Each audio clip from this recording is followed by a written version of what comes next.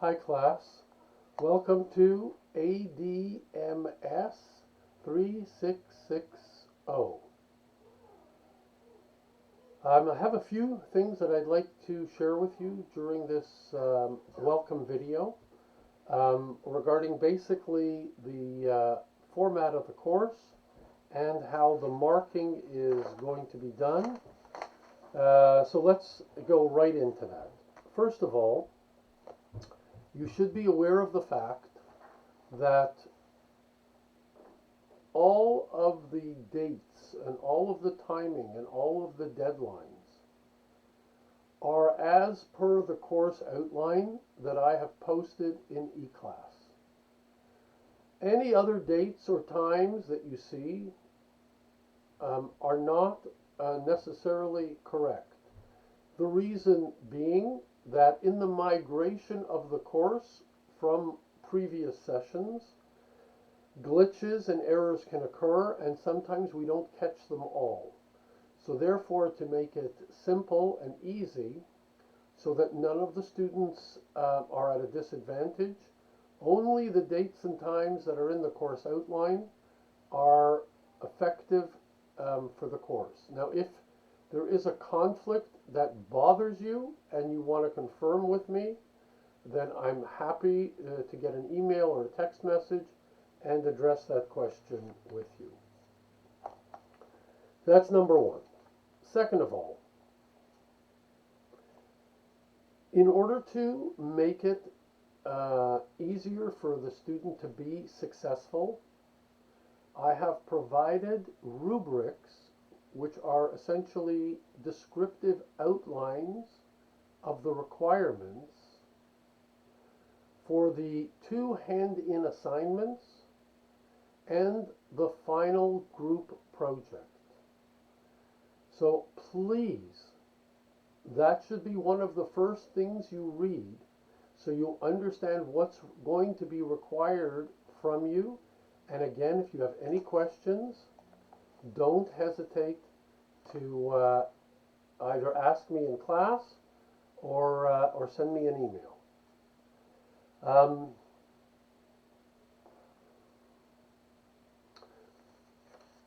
Finally, in the general category, when I'm getting emails from the students, and you have to appreciate there are a lot of you, it's very hard for me to know who is a student and who is just a scammer sending me some kind of an email that I need to open so my machine can get corrupted. When I see emails in a language that is not English or using numbers and letters as the identifying part, they are automatically deleted. They go to my junk mail.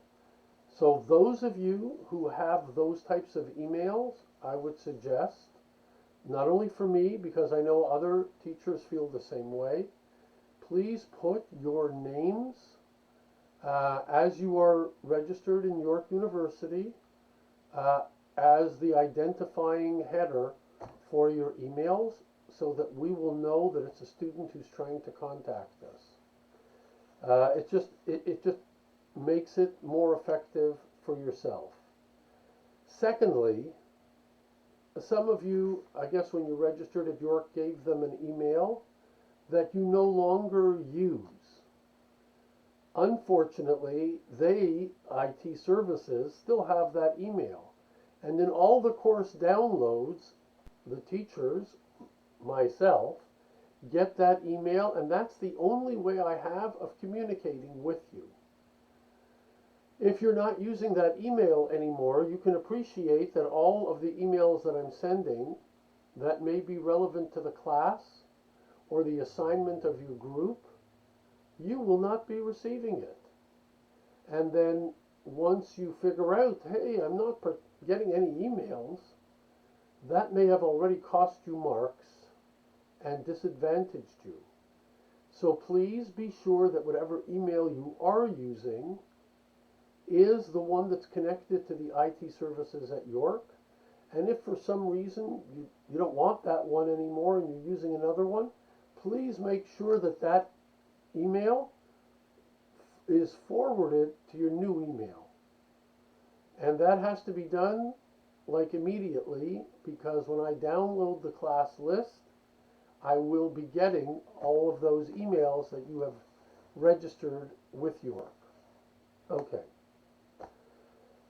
Secondly, the marking. The marking for this course is comprised of 3 components.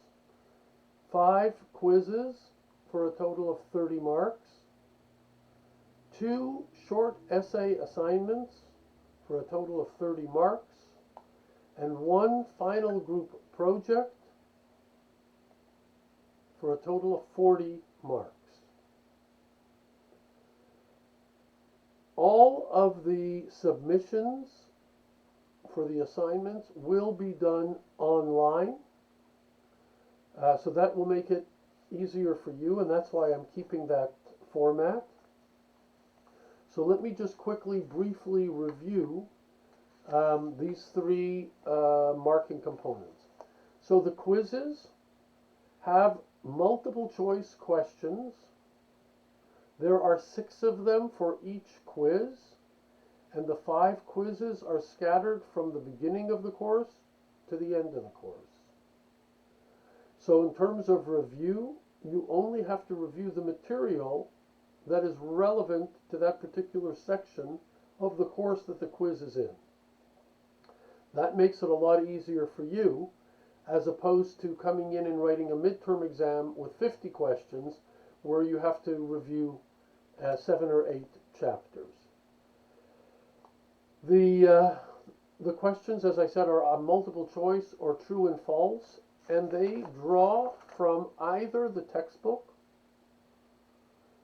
the readings in the class, any videos that I do, any of the lectures that I've done, or any of the YouTube videos that I post. So you have a wide range of stuff. Now, if you're coming to class, you're seeing the videos, you're hearing the lecture, then all you've got to do at home is do the readings and the 1 or 2 chapters, and you're good. If you're not coming to class, you're not getting the videos, you're not getting the lectures, you'll find it a little. The essays. So as I mentioned, there is a rubric that explains what is required in these essays, and I'm going to briefly give you a summary. Each essay assignment is basically based on a question, a business question that's posted on eClass.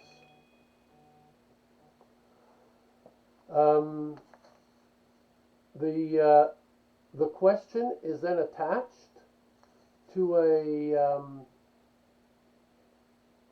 article, and and you have to come up with your observation of what you think the appropriate answer would be to that question.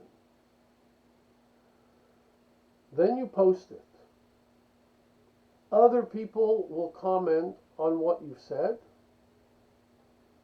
and then within a week, you will then look at their comments, either on your material or on someone else's material that relates to what you've said, and then you will reformulate the original position that you made.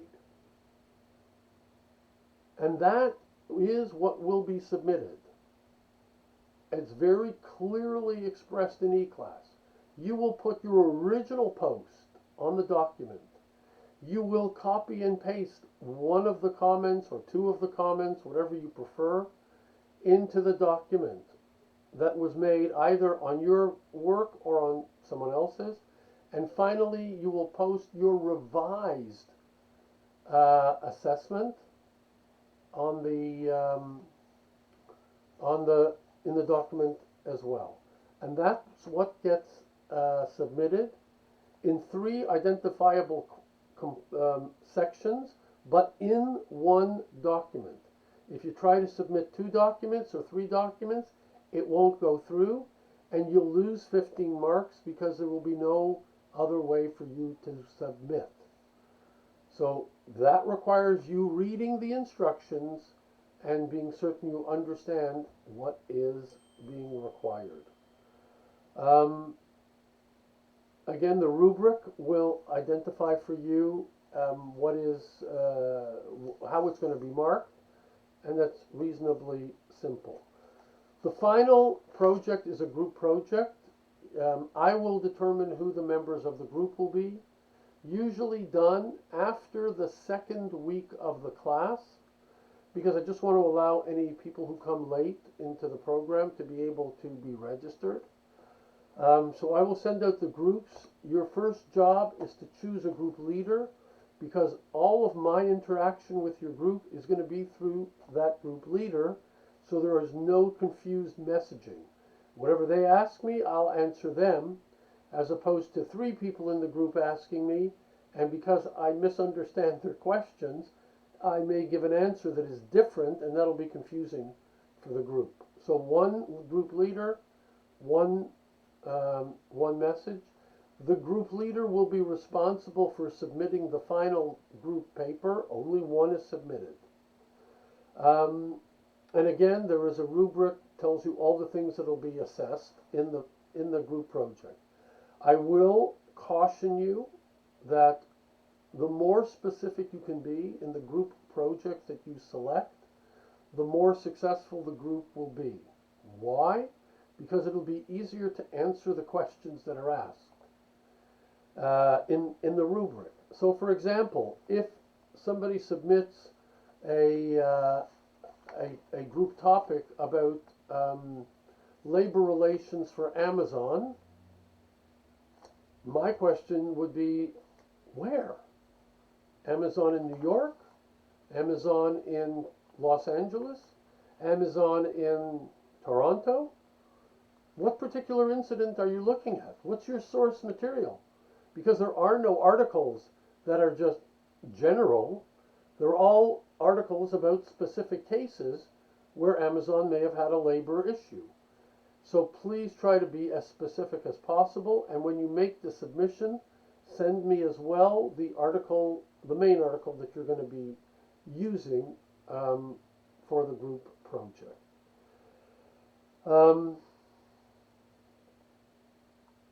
There is also a component in the group project to allow for each of you in your group to assess the performance of the other people in your group. Why? Because the number 1 complaint in any group project is 3 of us did all the work and 5 of us did nothing. I get it. So therefore, I will be looking for every individual person in the group to assess the performance of all the other members. It's called a peer evaluation, on the basis of 4 participation questions. So again, you'll download it, you'll take a look at it, it's very straightforward, and that's your opportunity to share with me, as well as in the comments, those students who performed and helped the group, and those students who never showed up. It's the fairest method that we have to give you a voice in the lack of participation by some students. Now, there were some students who, in semesters past, decided to completely drop out of their group, and they got a 0 for participation. Now, they submitted their own project, which also got them a 0, so they were reasonably unsuccessful in the final group project of that course.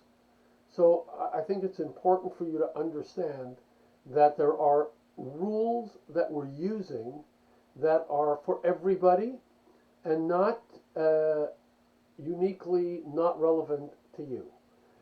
So anyways, getting back to the group project, the peer evaluation will allow students to assess the other members of the group. And that's how it works in the business world as well. Not everybody who works your business or your job is going to be perfect and wonderful and great. That's a dream. There's all different calibers of people who come into work. And the goal of every manager is to try to draw out of each one of those people the best performance that they can give. So people that are a little less energetic, less driven, they have to be encouraged to be more participatory. But that's not only on the shoulders of that person, that's also on the other members of the group to help them function more effectively. And in this case, they know that if they don't function effectively, the group members will rate them poorly, and that is going to be reflected in their marks because that component is integrated into the final group mark. And if you want to know how that's done, you can just take a look on the course outline and you'll see exactly how that's explained. So that's all the marking. Finally, I just want to talk about the material that is here for the course. So we have PowerPoint slides, pretty detailed, the textbook, the readings, and of course my lectures and and any YouTubes that I might give you. Everything is relevant, but it's broken up to make it simple and easy for you. Final note is that as far as any deadlines or dates, there are no exceptions to the rules that I've mentioned to you, because that is the transparent and honest way to relate to all the students. The quizzes have a 3-day window, the essays have a 1-week window, the final group project has a 2 or 3 week window, I think 2-week window. Everything has a lot of time to be accomplished. So there can really be no excuse that, oh, I missed it, some horrible tragedy happened, aliens landed from outer space and abducted you. None of those things are going to be acceptable, and it's a straight out zero. It's not even a discussion. So again, just to welcome you to the course, I look forward to meeting all of you in class, and I hope you enjoy the material and have a wonderful time.